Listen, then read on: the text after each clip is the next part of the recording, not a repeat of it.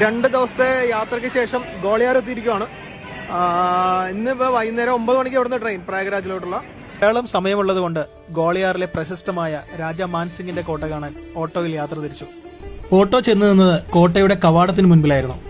പിന്നീട് അങ്ങോട്ട് ഒമിനിയിലായിരുന്നു കോട്ടയുടെ മുകളിലേക്കുള്ള യാത്ര. നമ്മളപ്പോൾ ഇതിന്റെ എൻട്രൻസിൽ വന്നിരിക്കുന്നു. ഇവിടുത്തെ കാഴ്ചകളിലേക്ക് പോവാം. ഗോപാൽചൽ എന്ന മലമുകളിലാണ് ഈ കോട്ട നിലകൊള്ളുന്നത്.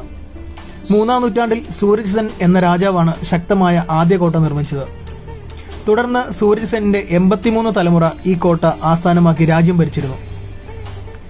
1000 വർഷങ്ങൾക്ക് മുൻപ് ജൈനന്മാരുടെ കേന്ദ്രമായിരുന്നു ഇവിടം. ഈ കാണുന്നതെല്ലാം കോട്ടയിലെ ജയിലുകളായിരുന്നു.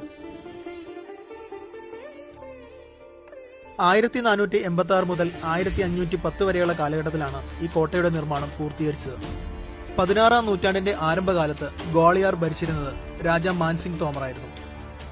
മാൻസിംഗിന്റെ കാലത്ത് നൃത്തത്തിന്റെയും സംഗീതത്തിന്റെയും കേന്ദ്രമായിരുന്നു ഇവിടം. കോട്ടയുടെ മുകളിൽ നിന്ന് നോക്കിയാൽ ഗ്വാളിയാർ നഗരം മുഴുവൻ നമുക്ക് കാണാൻ സാധിക്കും. അടുത്ത വീഡിയോയുമായി വീണ്ടും കാണാം.